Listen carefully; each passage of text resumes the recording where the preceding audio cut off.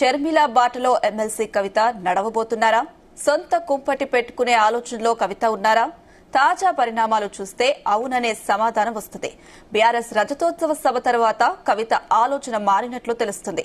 పార్టీలో సరైన ప్రాధాన్యత దక్కడం లేదన్న భావనలో కవిత ఉన్నట్లు ప్రచారం జరుగుతుంది. కవిత బీఆర్ఎస్ కు గుడ్ బై చెప్పబోతున్నారా అంటూ పొలిటికల్ సర్కిల్లో జోరుగా చర్చ జరుగుతుంది.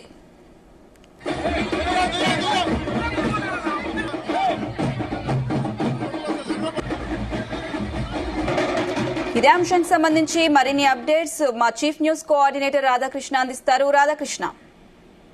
అనుష, బీఆర్ఎస్ ఎమ్మెల్సీ కల్వకుంట్ల కవిత యొక్క రాజకీయ భవిష్యత్తు ఎలా ఉండబోతుందనే దానిపైన రకరకాల చర్చలు జరుగుతున్నాయి. తెలంగాణ రాజకీయాల్లో ముఖ్యంగా బీఆర్ఎస్ పార్టీలో కూడా ఆసక్తికర చర్చ జరుగుతా ఉంది. ఇటీవల కాలంలో కల్వకుంట్ల కవిత తీరు కొంత రాజకీయంగా తీవ్ర చర్చనీయాంశంగా అవుతా ఉంది.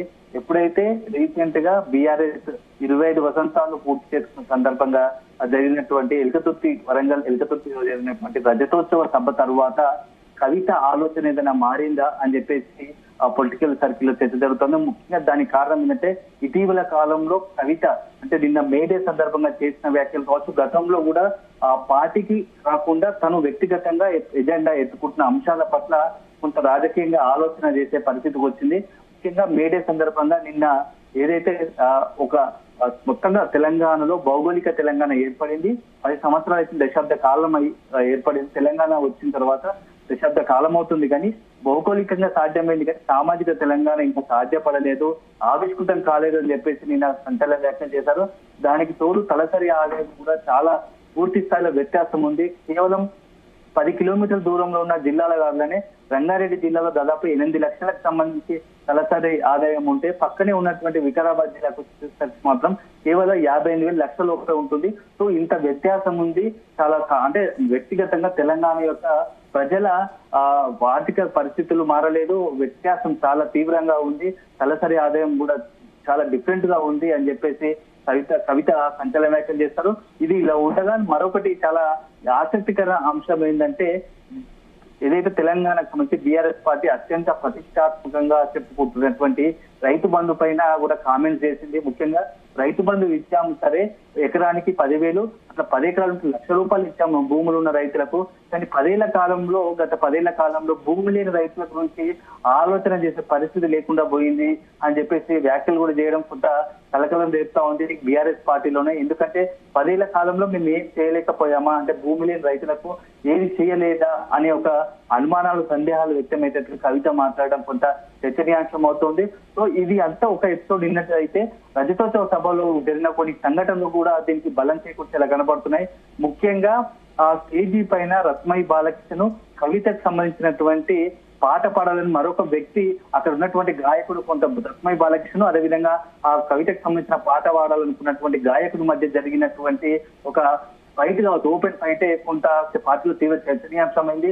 రత్మయి బాలకృష్ణ కవిత పాట పాడాలని చెప్పేసి వచ్చాడు ఒక వ్యక్తి, ఆ గాయకుడిని అడ్డుకొని అతని చేతిలో మైక్ లాక్కొని బలవంతంగా బౌన్సర్ల చేత కిందికి దించాడు.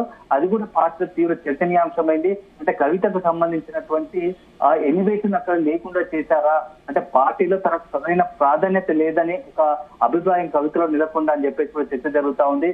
ఎందుకంటే రజతోత్సవ సభలో కేవలం పూర్తిగా కేటీఆర్ సంబంధించి మాత్రమే 2 ఫోటోలు పెట్టారు. అది ఆ సభ మొత్తం కేసీఆర్ ప్రసంగము, అదే విధంగా ఆ ఫోటోల పరంగా కేటీఆర్, ఈ ఇద్దరు ఎలివేషన్ జరిగింది. KCR already establish road, KTR ను ఎలివేషన్ చేసే ప్రాజెక్ట్ లో భాగంగా ఇక మొత్తం బహిరంగ సభ ఏర్పాటు చేశారని చెప్పి చర్చ జరుగుతుంది. ఈ నేపథ్యంలో కవిత ఇక పొలిటికల్ గా బీఆర్ఎస్ లో తనకు సరైన ప్రాధాన్యత ఉంటుందా లేదా అనే ఒక ఆలోచనలో ఉన్నట్టుగా తెలుస్తోంది. ఎందుకంటే కేటీఆర్ బీఆర్ఎస్ పార్టీలో జనరల్ గా, అంటే సాధారణంగా బయట పొలిటికల్ సర్కిల్ లో కావచ్చు, విత్ ఇన్ ద పార్టీలో కావచ్చు, రాజకీయ వర్గాల్లో ఒక చర్చ ఉంటుంది. సాధారణంగా అందరు ప్రజలు అనుకునేది బీఆర్ఎస్ లో కొంత కేటీఆర్ వర్గం, హరీష్ రావు వర్గం, కవిత వర్గం అనే గ్రూపులు ఉంటాయని చెప్పేసి ప్రచారం జరుగుతుంది. కానీ అల్టిమేట్ గా ఏదైనా కేసీఆర్ చెప్పిందే ఫైనల్ అనేది కూడా నానుడిగా అది ఎప్పటి నుంచో పార్టీలో కొనసాగుతూ వస్తుంది. ఇదే సమయంలో తమ వర్గం సంబంధించినటువంటి వ్యక్తులకు తన సందర్భాన్ని బట్టి పోస్టులు ఇప్పించుకునే క్రమంలో కావచ్చు, పార్టీకి సంబంధించినటువంటి కీలక పదవులు, ప్రాధాన్యత పదవులు ఇప్పించుకునే కొంత వాళ్ళు పైచేయి సాధిస్తుంటారు. సో ఇలాంటి సందర్భంలో ఇక పార్టీ పూర్తి స్థాయిలో కేటీఆర్ చేతికి వెళ్తుందనే ఒక సిగ్నల్స్ మొన్నటి ఏదైతే రజతోత్సవ సభ తర్వాత వెలువడ్డాయో ఆ తర్వాత కవిత ఆలోచన మారింది. ఇక తాను కూడా పొలిటికల్ గా యాక్టివ్ కావాలి, బీఆర్ఎస్ లో ఉంటే తను కొంత పొజిషన్ వరకు ఆల్రెడీ బీఆర్ఎస్ లో తను అనుకున్న స్థాయికని రీచ్ అయిపోయాను, ఎందుకంటే ఎంపీగా చేశాము, అదే విధంగా ఎమ్మెల్సీ చేశాము. సో ఇంకా అంతకు మించి నేను పొలిటికల్ గా ఇంకా భవిష్యత్తులో ఉన్నత స్థానానికి వెళ్లాల్సి ఉంది.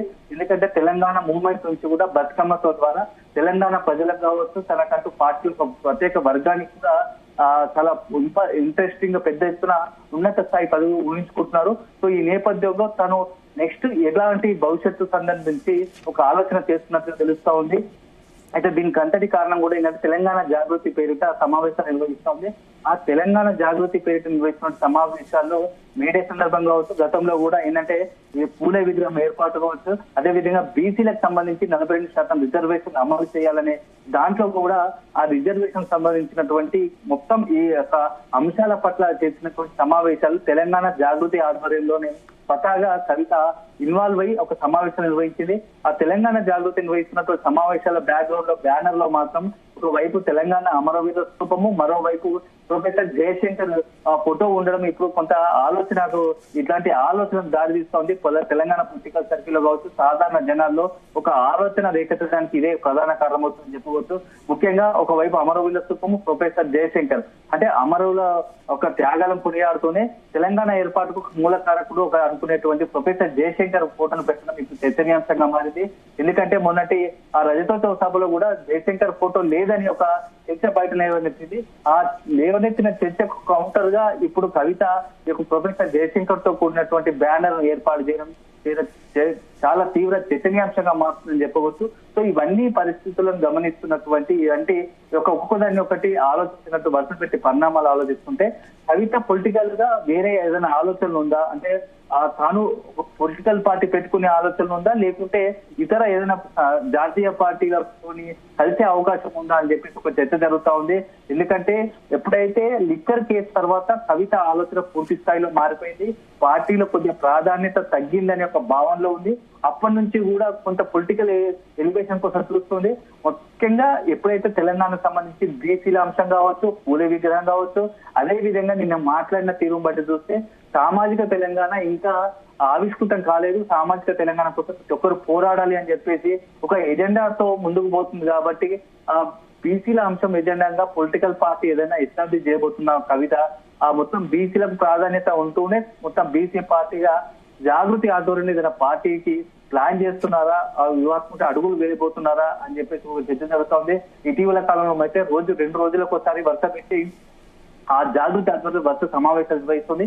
ఈ సమావేశాల్లో కూడా ఆమె లేవనెత్తే అంశాలు కూడా అలాగే అదే విధంగా ఉంటున్నాయి. మేడే కావచ్చు, గతంలో పూలే విగ్రహం కావచ్చు, బీసీ. సో వీటికన్నిటికీ భిన్నంగా బీఆర్ఎస్ తీరు ఉంటుంది, బీఆర్ఎస్ పార్టీ విధానాలు ఉంటున్నాయి. బీఆర్ఎస్ పార్టీ విధానాలకు విరుద్ధంగా ఇక్కడ కవిత కొన్ని అంశాలు నియమించుకోవడం మాత్రం కొంత చర్చనీయాంశం అవుతుంది. సో ఒక రకంగా చూసుకుంటే కవితకు మాత్రం తెలంగాణలో రాజకీయంగా పట్టు ఉంది, ఒక చరిష్మా గల లీడర్ గా కూడా మొదటి నుంచి ఉంది. ఎందుకంటే బతుకమ్మ కావచ్చు, అదే విధంగా కవితకు వచ్చినట్టు గొప్ప అడ్వాంటేజ్ ఏంటంటే కవిత విషయంలో కూడా తెలంగాణకు సంబంధించిన కవిత అంచర వర్గం కావచ్చు, జనరల్ గా జిల్లాలో ఉన్నటువంటి నాయకులు చెప్పే అంశం ఏంటంటే కవిత అందరితో అందుబాటులో ఉంటుంది. ఏదైనా అవసరం ఉంటే కూడా వాళ్ళకు వెంటనే రియాక్ట్ చేసి స్పందించి ఆ యొక్క కార్యకర్తలు కావచ్చు, ఇతర నాయకులు కావచ్చు, ఎవరైనా వెంటనే అడగగానే రెస్పాండ్ అవుతుంది, వాళ్ళకి తగిన సహాయం చేసేందుకు ముందుకు వస్తారు, ముందు వరుసలో ఉంటారని చెప్పేసి కూడా కవిత పట్ల కొంత ఆ పార్టీ క్యాడర్ చర్చ ఉంది. సో ఇవన్నీ అడ్వాంటేజ్ గా ఉన్నటువంటి కవిత యువత అంటే తెలంగాణ యువతను భాగస్వామ్యం చేస్తూ పొలిటికల్ గా భవిష్యత్తులో ఏదైనా పొలిటికల్ పార్టీకి ఆవిర్భావం కోసం, ఏర్పాటు కోసం ప్రయత్నాలు చేస్తున్నారు అనే ఒక చర్చ మాత్రం తెలంగాణ పొలిటికల్ గా సాగుతా ఉంది. ముఖ్యంగా నిన్నటి నుంచి జరుగుతున్నటువంటి చర్చ మీడియాలో కావచ్చు, సోషల్ మీడియాలో ఈ కవిత అంశం చుట్టే జరుగుతా ఉంది. సో ఎందుకంటే మనం గతంలో కూడా చూసాము, ఏపీ రాజకీయాలు ఇట్లాంటి పరిస్థితులు చూసాము. వైఎస్ షర్మిల కూడా గతంలో జగన్ కు మాజీ సీఎం జగన్ కు అక్కడ అండగా అండగా ఉంటూ వచ్చారు. సో కాలక్రమేణా అక్కడ ఉన్నటువంటి అన్నతో ఏర్పడ్డటువంటి విభేదాల కారణంగా స్వతహాగా పార్టీ పెట్టుకుంది. అదే సమయంలో తిరిగి కాంగ్రెస్ పార్టీలో చేరింది. ఇప్పుడు కాంగ్రెస్ పార్టీ అక్కడ ఏపీ పిసిసి అధ్యక్షురాలుగా ఉంటూ వస్తుంది. సో అట్లాంటి పరిస్థితులు కూడా కవితకు కూడా అదే ఆలోచన చేస్తుందా, షర్మిల బాట లాగానే షర్మిల కూడా ఎలాంటి పరిస్థితులు తీసుకుందో అలాంటి పొలిటికల్ కెరీర్ ను కవిత ఆలోచన చేస్తుందా, అలాంటి పొలిటికల్ కెరీర్ వైపు అని చెప్పేసి ఒక చర్చ జరుగుతుంది. సో మొత్తంగా ఇప్పుడున్న పరిస్థితుల్లో కవిత ఎటువంటి ఆలోచన అంటే కేసీఆర్ డాటర్ ఆఫ్ కేసీఆర్ దారేటు పొలిటికల్ దారేటు అని చెప్పేసి తెలంగాణ పొలిటికల్ సర్కిల్ చర్చ జరుగుతోంది. సో భవిష్యత్తులో కవిత ఎలాంటి నిర్ణయాలు తీసుకుంటుంది, నిజంగానే సోషల్ మీడియాలో కావచ్చు ఇతరత్ర మీడియాలో పొలిటికల్ సర్కిల్ జరుగుతున్నట్టు చర్చలో భాగంగానే ఇలా చేస్తుందా, లేకుంటే సాధారణంగా తను మాట్లాడే విధాన్ని అనవసరంగా లేనిపోని వివాదాలు రాజేస్తూ పార్టీలో బీఆర్ఎస్ తో అనవసరం లేనిపోని కొన్ని వ్యతిరేకంగా శక్తులు ఇట్లాంటి ప్రచారం చేస్తున్నాయా అని చెప్పేసి కూడా చర్చ జరుగుతుంది. సో మొత్తానికైతే రాబోయే కొద్ది రోజుల్లో వీటన్నిటికీ కవితని సమాధానం చెప్పాల్సి ఉంటుంది అనుష. అయితే రాధాకృష్ణ, బీఆర్ఎస్ పార్టీలో కేసీఆర్ ప్రెసెంట్ యాక్టివ్ గా లేరు, అలాగే కేటీఆర్, హరీష్ రావు అన్ని కార్యక్రమాలలో పాల్గొంటున్నారు. ఈ టైంలో కవిత వెళ్లిపోతే బీఆర్ఎస్ పార్టీ సిచ్యువేషన్ ఎలా ఉండే అవకాశం ఉందంటారు? అనుష, బీఆర్ఎస్ పార్టీకి సంబంధించినటువంటి ఎక్కడైనా సరే కేసీఆర్ యాక్టివ్ గా ఉన్నా లేకున్నా తెర వెంట ఈ పార్టీని నడిపించేది కేసీఆర్ అనేది ప్రతి ఒక్కరు తెలుసిన. ఎందుకంటే గత సంవత్సరాల కాలంగా తెర ముందు కనబడుతుంది కేటీఆర్ కావచ్చు, హరీష్ రావు కావచ్చు, ఇతర నాయకులు కావచ్చు. కానీ తెర వెనుక మాత్రం ముందు నడిపిస్తుంది మాత్రం కేసీఆర్. పార్టీకి సంబంధించినట్టు ఏ చిన్న అంశమైనా, ఏ నాయకునికి సంబంధించిన పోస్ట్ పైకి సంబంధించినటువంటి అయినా సరే, కేటీఆర్ సంబంధించిందైనా, హరీష్ రావు సంబంధించింది, ఏ సమయంలో ఏం చేయాలి అనేది మాత్రం గైడ్ చేసేది మాత్రం అల్టిమేట్ గా బీఆర్ఎస్ అధినేత కేసీఆర్ మాత్రమే. పార్టీకి సంబంధించి అల్టిమేట్ డిసిషన్స్ ఏదైనా కేసీఆర్ నుంచే. కాకపోతే పైకి ప్రెస్ మీట్ లో అంశాలు లేవనెత్తే అంశాలు కావచ్చు, బహిరంగ కనిపించేది అంటే మీడియాలో కనిపించేది వ్యక్తులు వేరే వారైనా తెర వెనుక మాత్రం నడిపించేది బీఆర్ఎస్ అధినేత కేసీఆర్. అది పార్టీలో సీనియర్ గా ఉన్న అందరికీ తెలుసు, సీనియర్ వ్యక్తులు. అదే సందర్భంలో మీడియాకు సంబంధించినటువంటి అందరికి కూడా ఈ విషయం చాలా స్పష్టంగా అందరికీ అవగాహన ఉంది. సో బీఆర్ఎస్ అధినేత తను అనుకున్నట్టుగా పార్టీకి సంబంధించి నెక్స్ట్ కేటీఆర్ ను ప్రమోట్ చేయాలని అనుకుంటున్నాడు. సో ఆ ప్రమోట్ చేయాలనుకున్న భాగంగానే మొన్న రజతోత్సవ సభలో కేటీఆర్ ఫోటోలో మాత్రమే పెట్టి మొత్తంగా ప్రసంగం, అదేవిధంగా ప్రసంగం కేసీఆర్ చుట్టూ తిరిగితే అక్కడ ఉన్నటువంటి సభా వ్యవహారాలన్నీ కూడా సభ విజయవంతం కావడం కావచ్చు, సభ దగ్గర ఉన్నటువంటి ఆ స్టేజీల పైన కేటీఆర్ ఫోటోలు కావచ్చు, కటౌట్లు కావచ్చు, అంటే ఒక చర్చనీయాంశం అయ్యేలా కేసీఆర్ ఇది అంతా వ్యూహాత్మకంలో భాగమే అని చెప్పవచ్చు. అక్కడ అంతా కూడా ఫస్ట్ సందర్భంలో కేటీఆర్ ను నెక్స్ట్ పార్టీ తనే చూసుకుంటాడు అనే ఒక మెసేజ్ ఇవ్వదలుచుకున్నాడు పార్టీ క్యాడర్ కు.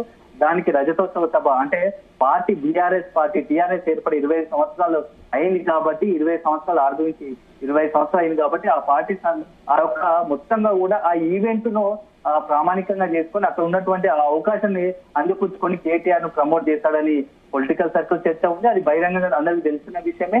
సో దీన్ని ఎప్పుడైతే కేటీఆర్ ఇన్వైట్ చేస్తారో అప్పటి నుంచి కూడా కవిత ఆలోచన మారి ఉంటుంది. సో కవిత కూడా పొలిటికల్ గా తెలంగాణ రాజకీయాల్లో తనకంటూ ఒక ప్రత్యేక గుర్తింపు ఉంది, సో ప్రత్యేక వర్గము ఉంది.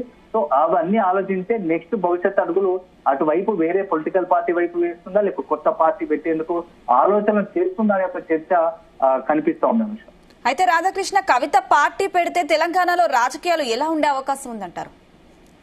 ఖచ్చితంగా తనకంటూ ఒక గుర్తింపు ఉంది కాబట్టి బతుకమ్మ ద్వారా తెలంగాణ మూవ్మెంట్ నుంచి మొదలు పెడితే బతుకమ్మ ద్వారా మొత్తం ప్రపంచ వ్యాప్తంగా, దేశంతో పాటు ప్రపంచ వ్యాప్తంగా ఐడెంటిటీ తనకంటూ ఒక గుర్తింపు తెచ్చుకుంది. పార్లమెంట్ లో ఒక ఎంపీగా ఉండి తెలంగాణకు సంబంధించినటువంటి అనేక అంశాలను కూడా ప్రస్తావిస్తూ వచ్చింది. సో దాంతో పాటుగా తెలంగాణకు సమస్యలు, తెలంగాణలో ఎలాంటి సమస్యలు ఉన్నాయి, ముఖ్యంగా మహిళల అంశాలు కావచ్చు, అదే సందర్భంగా ఈ సామాజిక అంశాలపైన కవితకు మంచి అవగాహన ఉంది. ఎందుకంటే నిత్యం ప్రజల్లో అందుబాటులో ఉంటారు. దాదాపు ఒక లిక్కర్ కేసు అనే ఒక రిమార్క్ లేకపోతే కవితకు సంబంధించి పొలిటికల్ గ్రాఫ్ ఇంకా పెద్దగా అంటే ఊహించని స్థాయిలో ఉంటుండేది. సో అయినప్పటికీ ఇప్పటికీ కూడా కవితకు సంబంధించినటువంటి పొలిటికల్ సంబంధించినటువంటి తనకంటే ఒక ప్రత్యేక వర్గం, రాజకీయ వర్గాల్లో ఒక ప్రత్యేక గుర్తింపు ఉంది.